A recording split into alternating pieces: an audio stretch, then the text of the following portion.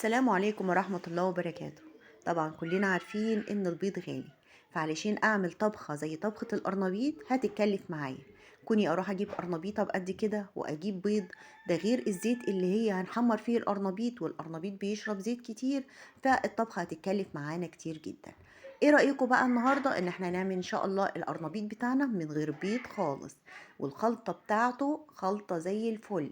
في نفس الوقت مش هنخليها تشرب زيت نهائي، يعني اللي بيخاف يعمل القرنبيط علشان هيخلص مع ازازة الزيت، لا، هو بنص كوباية زيت هتقلي كمية القرنبيط دي كلها. طب عملنا الخلطة ازاي وتحمر معانا وبقى زي الفل ازاي؟ شوفوا معانا وانتوا تعرفوا.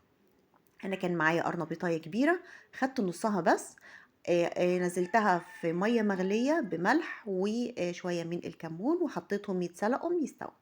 اعرف منين ان هو اتسلق؟ طبعا انا مش عايزاه يبقى مهري، انا عايزه بس العمق بتاعه مجرد ما يستوى كده خلاص القرنبيطه معايا استوت. هيطلع واحده بالمنظر ده وهتك عليها واشوفها ان العمق بتاعها استوى معايا، اتهرس معايا بالشكل ده، يبقى كده استوت. يبقى طلع القرنبيط بقى من الميه واحطه في مصفى كده يصفي الميه بتاعته.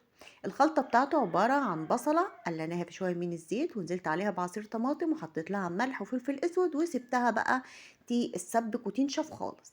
رحنا بقى على الخلاط، معايا كزبره خضراء قطعتها، ومعايا نص معلقه من الثوم المفروم. طب مفروم ليه طالما هتحطيه في الخلاط؟ علشان الثوم الصحيح بيبقى صعب شويه ان هو يتضرب في الخلاط، وانا عايزه الخلطه ناعمه خالص.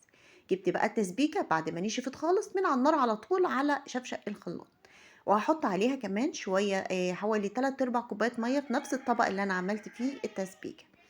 وهنزل عليها كمان بشويه من الفلفل الاسود وشويه من الجنزبيل، شويه صغيرين من الجنزبيل. طيب، وكمان معايا ايه بقى اللي هيديني طعم خطير للخلطة بتاعتنا؟ واحدة مرقة بجنيه هتغير لك الطعم نهائي، هتحطولك في حتة تانية خالص. وهنزل عليه كمان بقى ب3 معالق من الدقيق، وبعد كده هضربهم كويس جدا في الخلاط لحد ما ينعموا. وهشوف القوام، لو القوام لسه سايب معايا هزود معلقة من الدقيق، لو القوام تقيل هزود شوية من المية. انا كده خلاص ضربت المكونات معايا، بس كنت لقيت القوام خفيف شوية عن القوام المطلوب فزودت كمان معلقة من الدقيق. يبقى المرقة اللي احنا حطيناها دي هتدي طعم جميل جدا جدا جدا للقرنبيط. طب والقرنبيط كمان مش هيشرب زيت؟ اه مش هيشرب زيت، علشان شويه التسبيكه اللي احنا عاملينهم دول مش هيخلوا القرنبيط يشرب معاكي زيت نهائي. يبقى ما تخافيش خالص ان القرنبيط هيشرب بقى معاكي ازازه الزيت كلها، لا خالص. شايفين القرنبيط اتحمر معايا ازاي؟ يلي بيقولوا لا لازم بيض في القرنبيط، لا خالص. وكمان يا جماعة القرنبيط أصلا قيمة غذائية لوحده، يعني مش محتاجين نحط أصلا عليه بيض عشان نزود القيمة الغذائية بتاعته. احنا بنحط البيض في الخلطة بتاعته علشان يحمره.